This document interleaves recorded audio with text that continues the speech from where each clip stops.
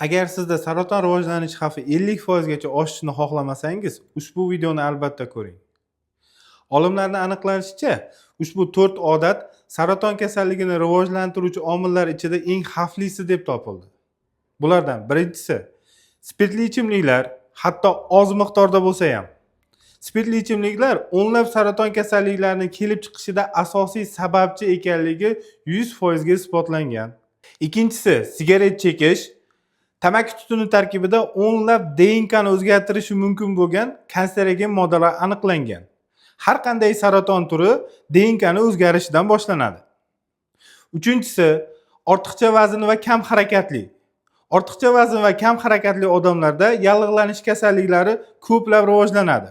Bu esa saratonning rivojlanishi uchun ideal muhit hisoblanadi. To'rtinchisi esa surunkali stress. Surunkali stress vaqtida organizm juda ham katta miqdorda kortizol ishlab chiqaradi. Kortizol esa bizning immun hujayralarimizni bloklaydi. Bu esa saraton hujayralarining rivojlanishi uchun eng ma'qul sharoit hisoblanadi. Agar saraton kasalligidan uzoq yurishni xohlasangiz, ushbu zararli odatlardan ham albatta uzoq yuring. Bundan ham foydali videolarni o'tkazib yubormaslik uchun kanalga obuna bo'lib qo'ying. Salomat bo'ling.